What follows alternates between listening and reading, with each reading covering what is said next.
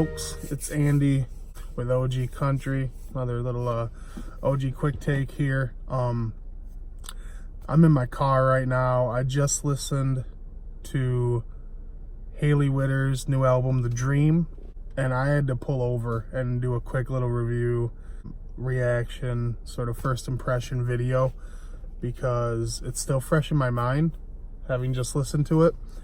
And I was completely shocked. I almost didn't even really take the time to listen to the album. It came out, I think, a couple of weeks ago, and it wasn't really high on my radar. I was a big fan of Janice at the Hotel Bar. That's been on my regular playlist for a while now. And I've heard the song 10-Year Town also I really liked. But for some reason, she just wasn't really on my radar, other than the fact that I liked a couple of songs of hers. I didn't even realize that there was a new album coming out. And when I realized it was out, I decided to give it a listen. And wow, just a very good mix of great songwriting, sort of a little bit of traditional country sound with a little bit of a pop mix in between. I mean, it just sounds really good. The vocals are great, and the songwriting is really good. I was surprised by, but I shouldn't have been, because, I mean, she co-wrote most of the songs here, but like Brandy Clark, who is, you know, in my opinion, one of the queens of modern country music, she did some writing on this album. Lori McKenna did some writing on this album. She co-wrote Janice at the Hotel Bar, I believe, and she also co-wrote Happy People, which she co-wrote that with Hailey Whitters, and it was a minor hit for Little Big Town a couple of years ago.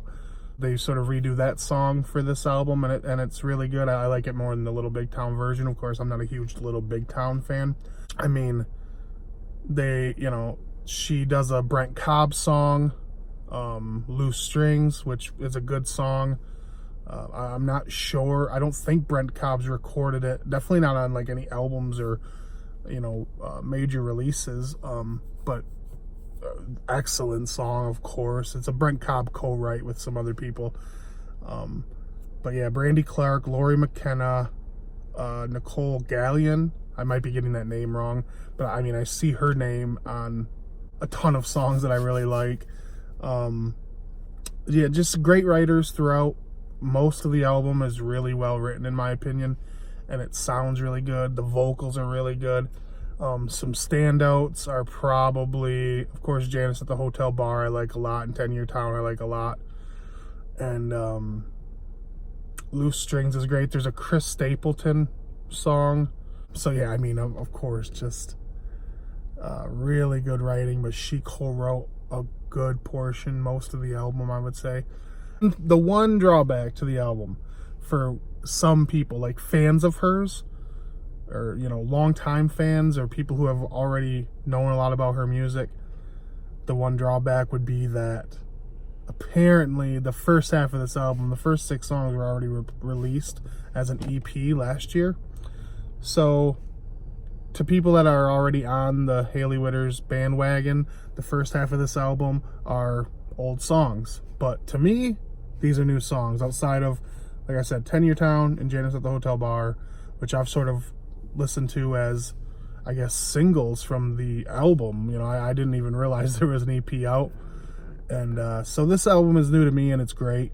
It's not Ashley McBryde, it's not straight up and down country, but it's heavily country influence with a little bit of pop influence and stuff.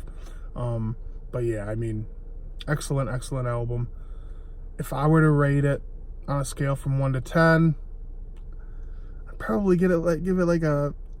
So recording this, I gave it an 8.7. I'm going to edit that already. That's a really high score. I really like this album. I would still give it an 8.2 out of 10 because it is a really good album. Forgive my boys in the background. It's an 8.2 all day. 8.7 was a little generous.